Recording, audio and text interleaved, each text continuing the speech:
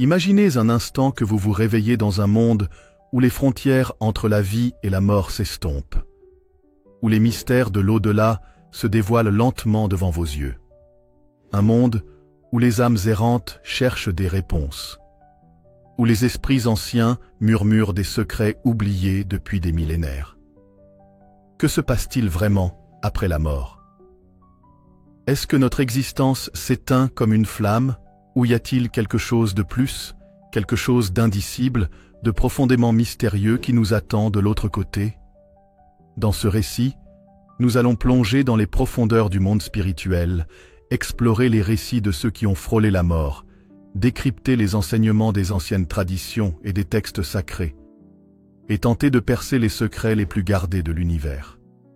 Chaque épisode vous emmènera dans un voyage fascinant, rempli de révélations surprenantes, d'histoires troublantes et de connaissances qui pourraient bien changer votre perception de la réalité. Alors, préparez-vous à être captivé, à remettre en question tout ce que vous pensiez savoir et à explorer les mystères les plus profonds de l'existence. N'oubliez pas de vous abonner à la chaîne et de liker cette vidéo pour ne manquer aucune partie de cette incroyable aventure. Car une fois que vous aurez commencé ce voyage, vous ne voudrez plus vous arrêter. De nombreuses personnes ayant vécu une EMI décrivent une sensation de flottement, comme si leur conscience se détachait de leur corps physique. Ils racontent avoir vu leur propre corps allongé sur un lit d'hôpital, entendant les médecins et les infirmières discuter de leur état. Puis, ils se sentent attirés vers un tunnel sombre, au bout duquel brille une lumière intense et chaleureuse. Cette lumière, souvent décrite comme étant pleine d'amour et de compassion, semble les appeler, les inviter à avancer. Au bout de ce tunnel, beaucoup rapportent avoir rencontré des êtres de lumière, des entités qui semblent incarner une sagesse et une bienveillance infinie. Ces êtres, parfois identifiés comme des anges, des guides spirituels, ou même des proches décédés, communiquent avec les individus sans utiliser de mots, mais par des pensées et des émotions pures. Ils offrent souvent des messages de réconfort, d'amour, et parfois des révélations sur le but de leur existence. Un autre élément commun dans les EMI est la revue de vie, un processus où les individus revivent chaque moment de leur existence, non pas de manière linéaire, mais comme une expérience globale où chaque action, pensée et émotion est ressentie simultanément. Cette revue de vie est souvent décrite comme étant impartiale, sans jugement, mais profondément révélatrice. Les individus prennent conscience de l'impact de leurs actions sur les autres et de l'interconnexion de toutes les vies. Après ces expériences, beaucoup rapportent avoir eu le choix de continuer vers la lumière ou de retourner dans leur corps physique. Ceux qui choisissent de revenir parlent souvent d'une mission inachevée, d'un but qu'ils doivent accomplir sur Terre. Ils reviennent avec un sentiment de paix, une nouvelle perspective sur la vie et souvent des capacités intuitives ou psychiques accrues. Ces récits soulèvent des questions profondes sur la nature de la conscience et de la réalité. Si la conscience peut exister indépendamment du corps, cela suggère que notre esprit pourrait être une entité distincte, capable de survivre à la mort physique. Les scientifiques et les philosophes débattent de ces implications, cherchant à comprendre si ces expériences sont des hallucinations du cerveau mourant ou des preuves d'une existence au-delà de la mort. Ce qui rend ces récits encore plus fascinants, c'est leur universalité. Des témoignages similaires ont été rapportés à travers les cultures et les époques, suggérant que ces expériences pourraient être une partie intrinsèque de la condition humaine. Les anciens Égyptiens, les Grecs, les Tibétains et bien d'autres cultures ont des récits détaillés sur les voyages de l'âme après la mort, qui ressemblent étrangement aux EMI modernes. Malgré les similitudes, de nombreuses questions restent sans réponse. Pourquoi certaines personnes ont-elles des EMI, alors que d'autres non? Ces expériences sont-elles une fenêtre sur l'au-delà, ou simplement le produit de l'activité cérébrale en train de s'éteindre? Et si elles sont réelles, que nous disent-elles sur la nature de l'âme et de l'univers? Ces récits ne sont que le début de notre exploration des mystères de la mort et de l'au-delà. Dans les prochaines parties, nous plongerons plus profondément dans les enseignements des anciennes traditions, les expériences des médiums et des channelers, et les découvertes scientifiques qui pourraient bien changer notre compréhension de la réalité. Pour les anciens Égyptiens, La mort n'était qu'une transition vers un autre état d'existence. Leur vision de l'au-delà était riche en symboles et en rituels, conçus pour guider l'âme dans son voyage à travers le duat, le monde souterrain. Le livre des morts, un texte funéraire rempli de sorts et d'incantations, était placé dans les tombes pour aider le défunt à naviguer dans cet univers complexe. Le jugement de l'âme. L'un des moments les plus célèbres du voyage de l'âme était le jugement devant Osiris, le dieu des morts. Le cœur du défunt était pesé contre la plume de Maat, symbole de la vérité et de la justice. Si le cœur était plus léger que la plume, l'âme était autorisée à entrer dans le champ des roseaux, un paradis éternel. Sinon, elle était dévorée par Amit, un démon hybride, et cessait d'exister. Les dangers du duat. Le duat était peuplé de dieux, de démons et de créatures mystérieuses. L'âme devait traverser des portes gardées, réciter des formules magiques et éviter des pièges mortels. Ce voyage symbolisait les épreuves spirituelles que chaque âme doit surmonter pour atteindre l'illumination. Les Grecs anciens avaient une vision complexe de l'au-delà, influencée par des philosophes comme Platon et Pythagore, ainsi que par des mythes populaires. Les enfers. Dans la mythologie grecque, les âmes des morts descendèrent dans les enfers, un royaume sombre et mystérieux gouverné par Hadès.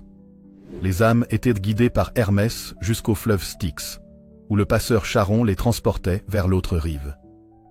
Les âmes des héros et des vertueux étaient envoyées dans les Champs-Élysées, un paradis de paix éternelle, tandis que les méchants étaient condamnés au Tartare, un abîme de souffrance.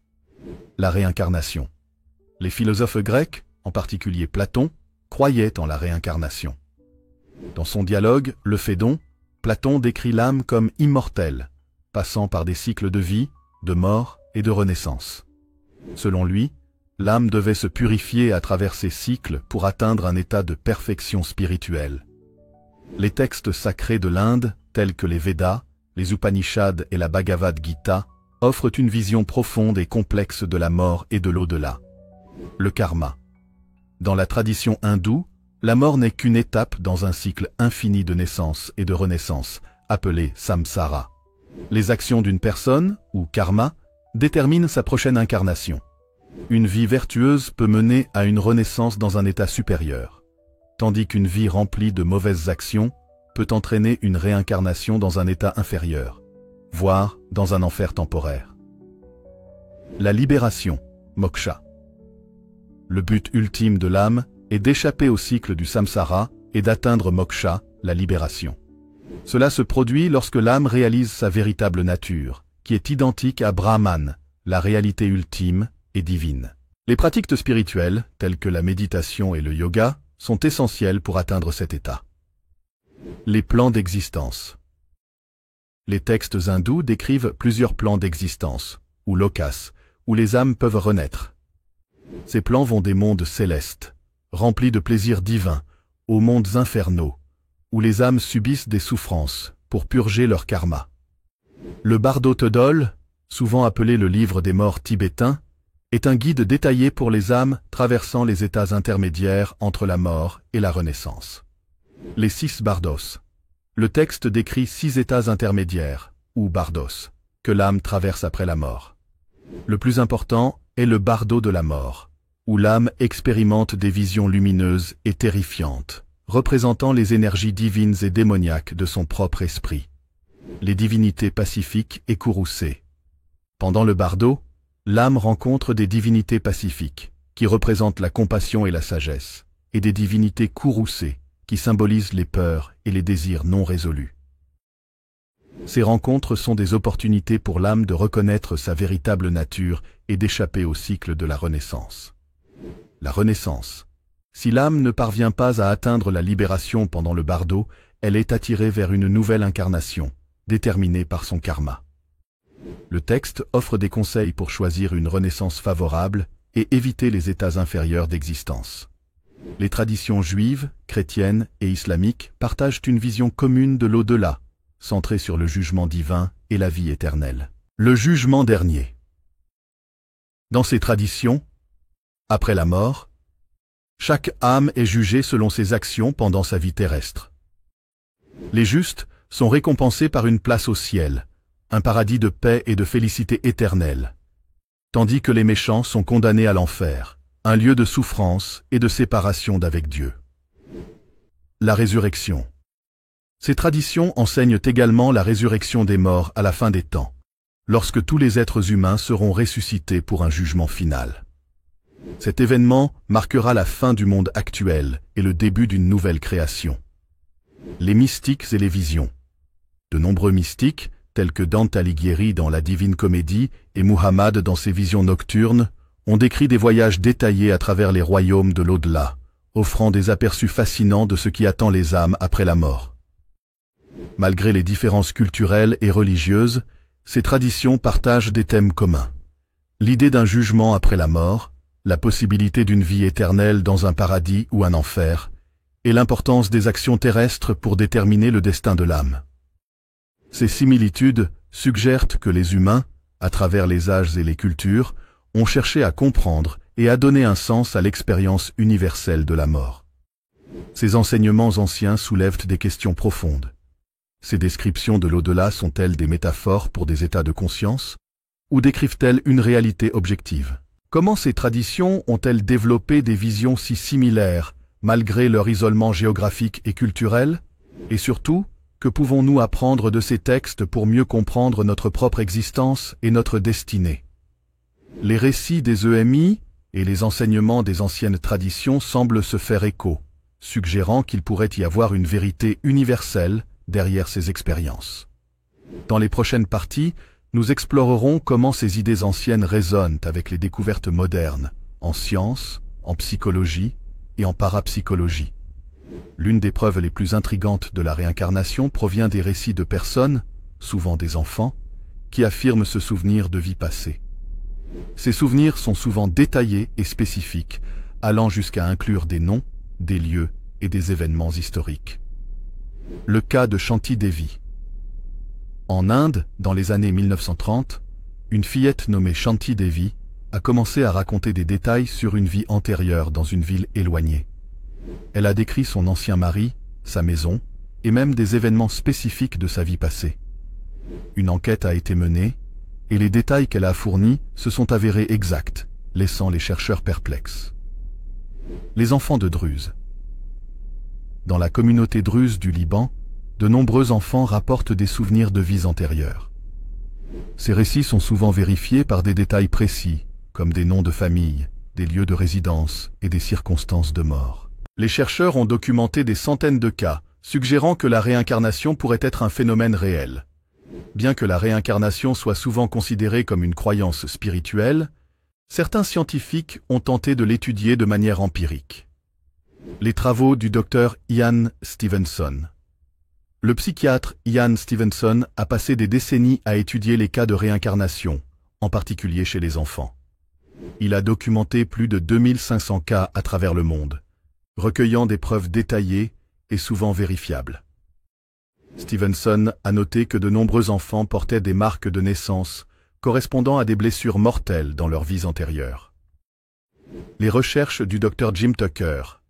Continuant le travail de Stevenson, le Dr Jim Tucker a étudié des cas modernes de réincarnation. Il a découvert que les souvenirs de vies antérieures sont plus fréquents chez les enfants de moins de 7 ans et que ces souvenirs s'estompent généralement avec l'âge. Tucker suggère que ces récits pourraient être des preuves d'une continuité de la conscience après la mort. Une autre méthode pour explorer la réincarnation est la régression sous hypnose, où les individus sont guidés pour revivre des souvenirs supposés de vies antérieures. Les travaux du Dr Brian Weiss. Le psychiatre Brian Weiss a popularisé cette technique avec son livre « Many Lives, Many Masters ». Il a découvert que certains patients, sous hypnose, décrivaient des vies passées avec des détails historiques précis. Ces régressions ont souvent aidé les patients à surmonter des traumatismes et des phobies inexplicables. Les critiques et les débats. Bien que fascinantes, les régressions sous hypnose sont controversées. Les sceptiques soutiennent que ces souvenirs pourraient être des constructions de l'esprit, influencées par des suggestions ou des connaissances subconscientes. Cependant, certains cas restent inexplicables par ces théories.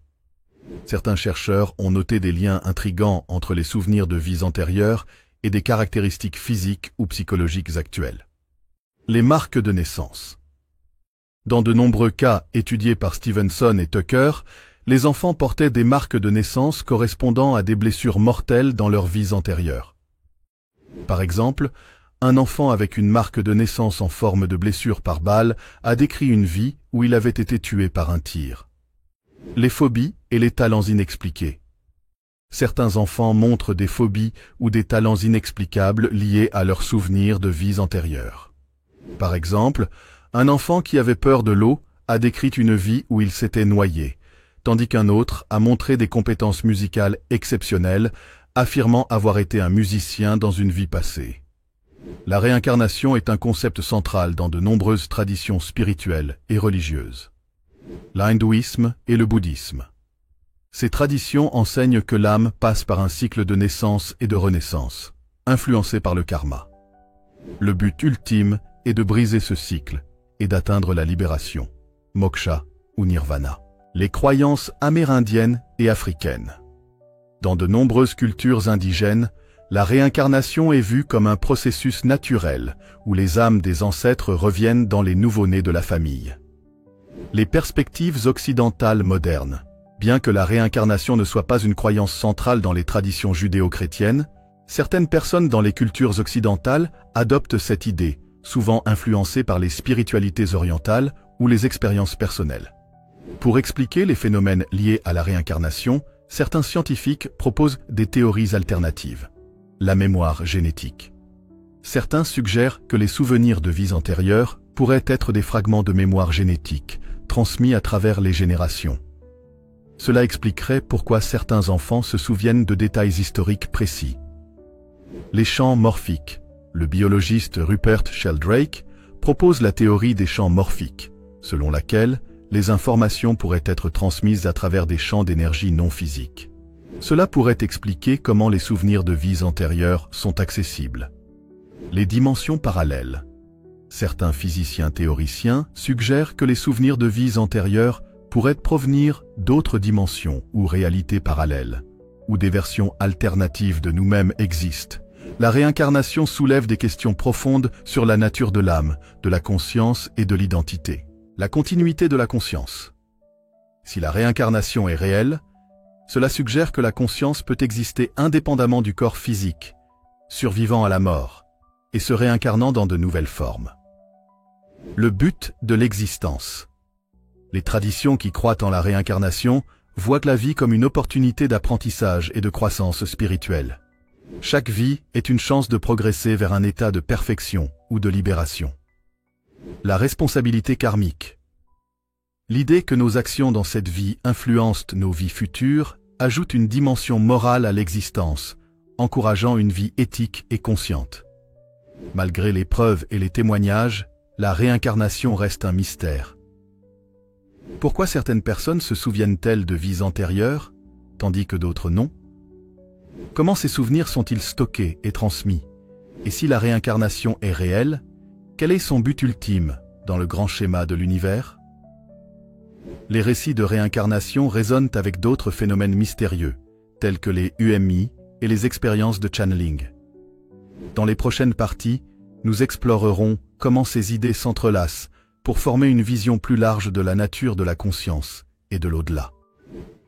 Les médiums sont des individus qui affirment avoir la capacité de percevoir et de communiquer avec les esprits des défunts. Leur rôle a été central dans de nombreuses cultures et traditions spirituelles. Les médiums traditionnels. Dans des cultures comme celle des Amérindiens, des Africains et des Celtes, les médiums étaient souvent considérés comme des chamans ou des prêtres, capables de guider les âmes des morts et de transmettre des messages aux vivants. Le spiritisme moderne. Au XIXe siècle, le mouvement spirit, popularisé par des figures comme Allan Kardec et les sœurs Fox, a amené la médiumnité dans le monde occidental. Les séances spirit, où les médiums entraient en transe pour communiquer avec les esprits, sont devenus un phénomène culturel majeur. Les types de médiumnité. Il existe différentes formes de médiumnité, allant de la clairvoyance, voir les esprits, à la clairaudience, entendre les esprits, en passant par la channeling, transmettre des messages. Certains médiums utilisent des outils comme les tables tournantes ou les planches Ouija pour faciliter la communication. Les récits de communication avec l'au-delà sont souvent remplis de détails fascinants et parfois troublants. Les messages personnels. De nombreuses personnes ont rapporté avoir reçu des messages précis de la part de proches décédés, souvent contenant des informations qu'elles ne pouvaient pas connaître autrement. Ces messages apportent souvent du réconfort et des réponses aux questions laissées en suspens. Les prophéties et les avertissements. Certains médiums affirment recevoir des messages prophétiques ou des avertissements de la part d'esprits. Les types de médiums. Il existe différents types de médiums, chacun avec des capacités spécifiques. Certains peuvent entendre des voix, clairaudience, d'autres voir des esprits, clairvoyance, et d'autres encore ressentir des émotions ou des sensations physiques, clairsentience. Les témoignages historiques. Des médiums célèbres, comme Eusapia Palladino et Daniel Douglas Home, ont été étudiés par des scientifiques et des sceptiques. Leurs capacités, incluant la lévitation, la matérialisation d'objets et la communication avec les morts, ont laissé des observateurs perplexes. Le channeling est une pratique où un individu, appelé channeler, permet à une entité spirituelle de s'exprimer à travers lui. Ces entités peuvent être des guides spirituels, des anges, ou même des êtres d'autres dimensions. Les channelers célèbres, des figures comme Jane Roberts, qui a channelé l'entité Seth, et Esther Hicks, channeling Abraham, ont popularisé cette pratique. Les messages transmis par ces entités offrent souvent des enseignements spirituels profonds sur la nature de la réalité et le but de l'existence. Les messages des channelers. Les entités channelées parlent souvent de concepts comme la loi de l'attraction, la nature multidimensionnelle de l'univers, et l'importance de l'amour et de la compassion.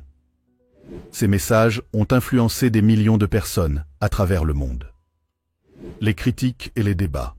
Bien que le channeling soit fascinant, il est également controversé. Les sceptiques soutiennent que ces messages pourraient être des constructions de l'esprit, influencés par des croyances personnelles ou des désirs inconscients. Cependant, certains channelers ont fourni des informations précises et vérifiables, laissant les chercheurs perplexes.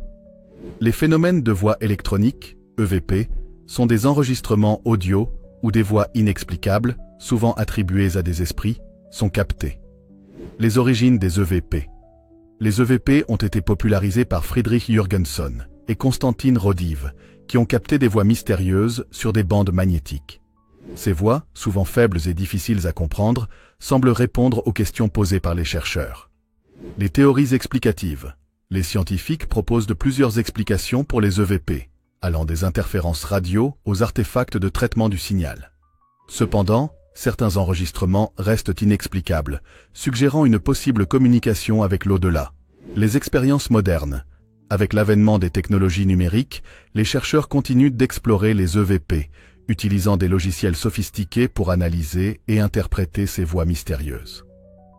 Les apparitions et les matérialisations sont des phénomènes où des esprits ou des entités semblent se manifester physiquement.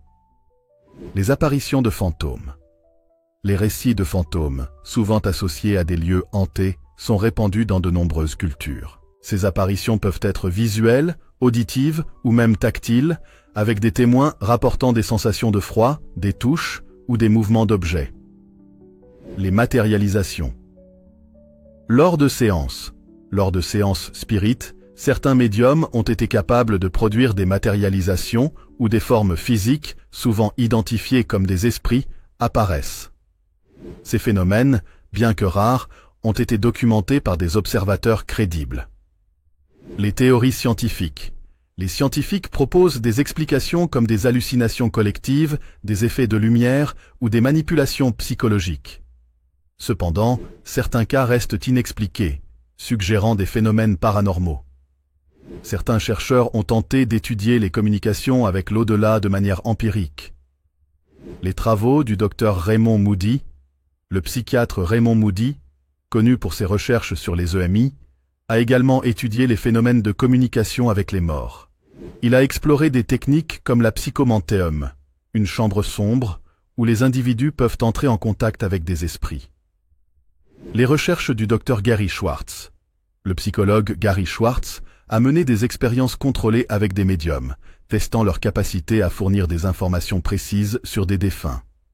Ces résultats, bien que controversés, suggèrent que certains médiums pourraient avoir des capacités authentiques. Les débats et les critiques. Les études sur les communications avec l'au-delà sont souvent critiquées pour leur manque de rigueur scientifique. Cependant, certains chercheurs continuent d'explorer ces phénomènes, cherchant à comprendre leur nature et leurs implications.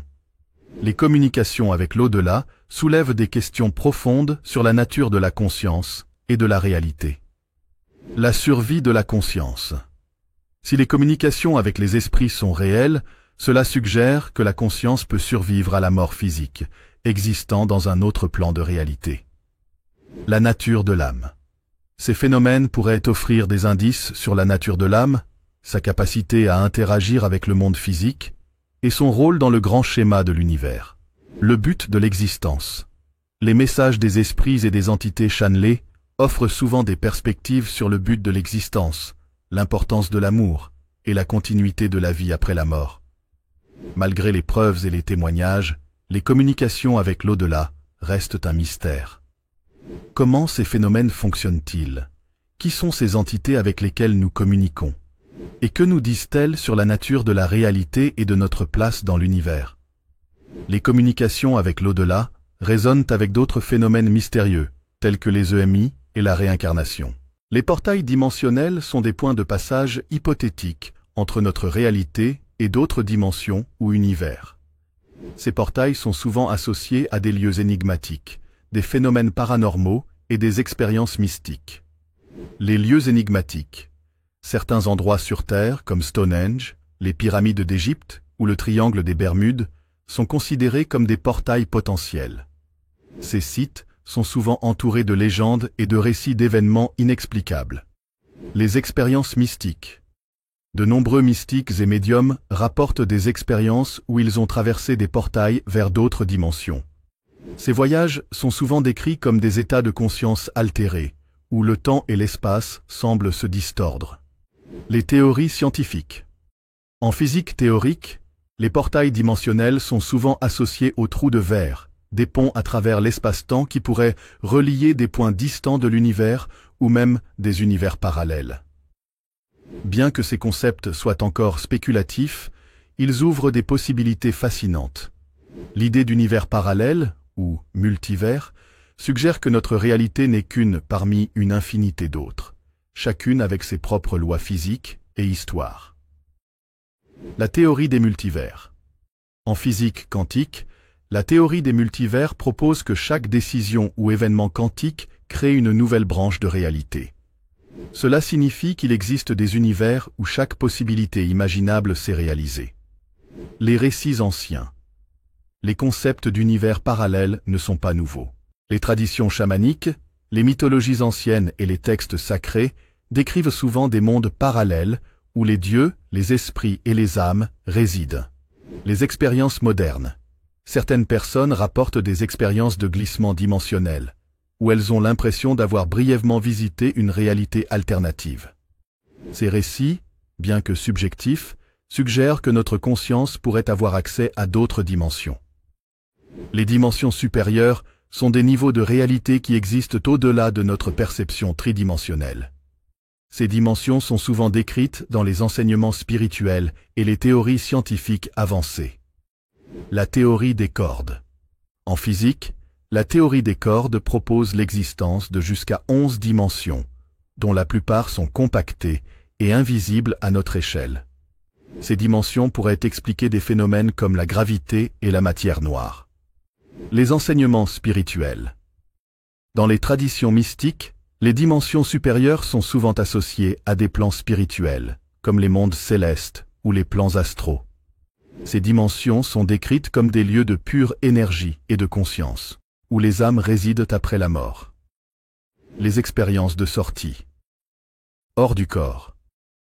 Les personnes qui ont vécu des expériences de sortie hors du corps, OBE, rapportent souvent avoir visité des dimensions supérieures, où elles ont rencontré des êtres de lumière et expérimenté des états de conscience expansés. Les réalités alternatives sont des versions de notre monde où les événements ont pris un cours différent, Ces réalités sont souvent explorées dans la science-fiction, mais elles pourraient avoir une base scientifique et spirituelle. Les univers bifurqués. Selon la théorie des univers bifurqués, chaque décision que nous prenons crée une nouvelle réalité. Cela signifie qu'il existe des versions alternatives de nous-mêmes, vivant des vies différentes dans des réalités parallèles. Les récits de voyageurs dimensionnels. Certains individus affirment avoir visité des réalités alternatives où des événements historiques se sont déroulés différemment. Ces récits, bien que difficiles à vérifier, suggèrent que notre conscience pourrait avoir accès à d'autres lignes temporelles. Les implications philosophiques. L'existence de réalités alternatives soulève des questions sur le libre arbitre, le destin et la nature de la réalité. Si chaque décision crée une nouvelle réalité, quelle est la véritable nature de notre existence? Les phénomènes paranormaux, comme les apparitions de fantômes, les ovnis et les expériences de poltergeist, sont souvent associés à des dimensions invisibles. Les apparitions de fantômes. Les fantômes pourraient être des entités provenant d'autres dimensions, capables de se manifester brièvement dans notre réalité. Ces apparitions sont souvent décrites comme des formes floues ou des énergies éthérées. Les ovnis et les dimensions supérieures. Certains chercheurs suggèrent que les ovnis pourraient provenir d'autres dimensions, utilisant des technologies avancées pour traverser les portails dimensionnels. Ces théories pourraient expliquer les observations inexplicables et les comportements étranges des ovnis. Les expériences de poltergeist. Les phénomènes de poltergeist, comme les objets qui bougent seuls ou les bruits inexplicables, pourraient être des manifestations d'énergie provenant d'autres dimensions. Ces énergies pourraient être influencées par des esprits ou des entités interdimensionnelles. Les dimensions invisibles et les univers parallèles sont explorés à la fois par la science et la spiritualité, offrant des perspectives complémentaires. La physique quantique et la spiritualité. La physique quantique, avec ses concepts de superposition et d'intrication, rejoint les enseignements spirituels sur l'interconnexion de toutes choses. Ces théories suggèrent que notre réalité est bien plus complexe et mystérieuse que nous ne le percevons. Les méditations et les voyages astrales. Les pratiques spirituelles, comme la méditation et les voyages astraux, sont souvent décrites comme des moyens d'accéder à d'autres dimensions. Ces expériences peuvent offrir des aperçus des mondes invisibles et des réalités alternatives. Les expériences de mort imminente.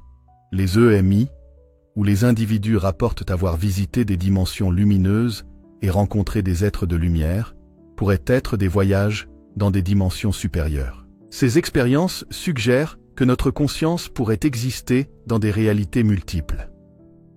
Malgré les avancées scientifiques et spirituelles, les dimensions invisibles et les univers parallèles restent des mystères profonds. Comment ces réalités interagissent-elles avec la nôtre? Quelles sont les implications pour notre compréhension de la conscience et de l'existence? Et comment pouvons-nous explorer ces dimensions de manière sûre et éthique? Les dimensions invisibles et les univers parallèles résonnent avec d'autres phénomènes mystérieux, tels que les EMI, la réincarnation et les communications avec l'au-delà. Dans les prochaines parties, nous explorerons comment ces idées s'entrelacent pour former une vision plus large de la nature de la conscience et de l'au-delà. La conscience universelle est l'idée que tout ce qui existe, les êtres vivants, les planètes, les étoiles et même les atomes, est une manifestation d'une seule conscience unifiée. Cette idée est présente dans de nombreuses traditions spirituelles et philosophiques, ainsi que dans certaines théories scientifiques modernes. Les enseignements anciens. Dans les traditions hindoues, la conscience universelle est souvent appelée Brahman, la réalité ultime et divine qui imprègne tout. Dans le bouddhisme, on parle de l'interdépendance de toutes choses, où chaque être et chaque phénomène sont interconnectés. Les perspectives philosophiques. Des philosophes comme Platon, Spinoza et Hegel ont exploré l'idée d'une réalité unifiée, où tout est lié par une essence commune. Ces idées ont influencé la pensée occidentale et orientale. Les découvertes scientifiques. En physique quantique, des concepts comme l'intrication quantique et la théorie des champs unifiés suggèrent que tout dans l'univers est interconnecté à un niveau fondamental. Ces découvertes rejoignent les enseignements spirituels sur l'unité de toute chose. Les expériences mystiques, où les individus rapportent avoir ressenti une union avec tout ce qui existe, offre des aperçus fascinants de la conscience universelle. Les états de conscience expansés. Les mystiques, les méditants et les personnes ayant vécu des expériences de mort imminente, EMI, décrivent souvent des états de conscience où ils se sentent unis à l'univers. Ces expériences sont souvent accompagnées de sentiments de paix, d'amour et de compréhension profonde. Les témoignages de mystiques. Des figures comme Ramana Maharshi, Rumi et Teresa d'Avila ont décrit des expériences où ils ont transcendé leur individualité pour fusionner avec la conscience universelle. Ces expériences ont souvent transformé leur vie et leur compréhension de la réalité. Les expériences modernes. Aujourd'hui, de nombreuses personnes rapportent des expériences similaires grâce à des pratiques comme la méditation, le yoga ou l'usage de substances psychédéliques sous supervision. Ces expériences suggèrent que la conscience universelle est accessible à tous. La science moderne commence à explorer des concepts qui rejoignent l'idée de conscience universelle. La théorie des champs unifiés. En physique, la théorie des champs unifiés cherche à unifier les forces fondamentales de l'univers en une seule théorie. Cette quête d'unification reflète l'idée spirituelle d'une réalité unifiée. L'intrication quantique. L'intrication quantique, où deux particules restent connectées, quelle que soit la distance qui les sépare, suggère une interconnexion fondamentale de toutes choses. Ce phénomène a des implications profondes pour notre compréhension de la réalité. La conscience en biologie. Certains scientifiques, comme Rupert Sheldrake et Deepak Chopra, explorent l'idée que la conscience pourrait être une propriété fondamentale de l'univers, présente même au niveau des cellules et des atomes. La conscience universelle soulève des questions profondes sur la nature de l'existence et le but de la vie. L'unité de toute chose. Si tout est interconnecté, cela signifie que nos actions, nos pensées et nos émotions ont un impact sur l'univers tout entier. Cette idée encourage une vie éthique et consciente. Le but de l'existence. Dans une perspective de conscience universelle, le but de l'existence pourrait être de réaliser cette unité, de transcender l'illusion de la séparation et de vivre en harmonie avec tout ce qui est, la mort et l'au-delà. Si la conscience est universelle, la mort pourrait être une transition vers un état de conscience plus expansé, où l'individualité se dissout dans l'unité. Cette idée rejoint les enseignements spirituels sur la libération et l'illumination. Il existe des pratiques qui peuvent aider à expérimenter la conscience universelle et à vivre en alignement avec cette réalité. La méditation. La méditation est une pratique puissante pour calmer l'esprit, élargir la conscience et ressentir l'unité avec tout ce qui est. Des techniques comme la méditation de pleine conscience, la méditation transcendantale et la méditation sur le cœur sont particulièrement efficaces. Le yoga. Le yoga, avec ses postures, ses respirations et ses méditations, est conçu pour unir le corps, l'esprit et l'âme, permettant une expérience directe de la conscience universelle. Les expériences psychédéliques, sous supervision et dans un cadre approprié, les substances psychédéliques comme le LSD, la psilocybine et l'ayahuasca peuvent ouvrir des portes vers des états de conscience expansés, où l'unité de toute chose est directement expérimentée. Les actes de compassion et d'amour. Vivre avec compassion, amour et gratitude est une manière pratique de se connecter à la conscience universelle. Ces qualités reflètent l'essence de l'unité et renforcent notre connexion avec tout ce qui est. Malgré les avancées scientifiques et spirituelles, la conscience universelle reste un mystère profond. Comment cette conscience se manifeste-t-elle à travers l'univers? Quelle est la nature de notre individualité dans ce contexte d'unité? Et comment pouvons-nous vivre en alignement avec cette réalité tout en naviguant dans notre vie quotidienne? En explorant les mystères de la mort, de l'au-delà, de la réincarnation, des dimensions invisibles et de la conscience universelle, nous avons découvert que notre existence est bien plus complexe et interconnectée que nous ne le pensions. Le but ultime de l'existence pourrait être de réaliser cette unité, de transcender l'illusion de la séparation et de vivre en harmonie avec tout ce qui est. Nous voici arrivés au terme de cette incroyable aventure, un voyage à travers les mystères les plus profonds de la vie, de la mort et de l'au-delà. Ensemble, nous avons exploré des récits fascinants, des enseignements anciens, des découvertes scientifiques modernes et des expériences mystiques qui nous ont permis de toucher du doigt les secrets les plus insaisissables de l'univers. De la réincarnation aux dimensions invisibles, en passant par la conscience universelle, chaque étape de ce voyage nous a rapprochés d'une compréhension plus profonde de ce que signifie exister. Ce que nous avons découvert, c'est que la mort n'est peut-être pas une fin, mais une transition vers d'autres réalités, d'autres dimensions, ou peut-être même une fusion avec une conscience plus vaste. Les témoignages de ceux qui ont frôlé la mort, les enseignements des anciennes traditions et les découvertes scientifiques modernes convergent tous vers une idée. Notre existence est bien plus vaste et interconnectée que nous ne le percevons habituellement. Mais au-delà des réponses, ce voyage nous a surtout appris à poser les bonnes questions. Qui sommes-nous vraiment? Quel est le but de notre existence? Et comment pouvons-nous vivre en harmonie avec cette réalité complexe et mystérieuse? Ces questions, bien que profondes, nous invitent à continuer d'explorer, de chercher et de grandir. Je tiens à vous remercier du fond du cœur pour avoir suivi cette série jusqu'à la fin. Votre curiosité, votre ouverture d'esprit et votre engagement à explorer ces sujets avec moi ont rendu cette aventure encore plus enrichissante. Chaque like, chaque commentaire et chaque partage a été une source d'énergie et de motivation pour continuer à creuser ces mystères et à partager ces découvertes avec vous. Si cette série vous a inspiré, ému ou simplement intrigué, n'hésitez pas à vous abonner à la chaîne pour ne manquer aucune future exploration. Nous avons encore tant à découvrir ensemble, tant de mystères à percer et tant d'histoires à raconter. Votre soutien est précieux, et c'est grâce à vous que nous pouvons continuer à plonger dans les profondeurs de l'inconnu. Enfin, je vous invite à partager vos propres réflexions, expériences ou questions dans les commentaires. Chacun de nous a une perspective unique à apporter, et c'est en partageant nos idées que nous pouvons ensemble éclairer un peu plus les mystères de l'existence.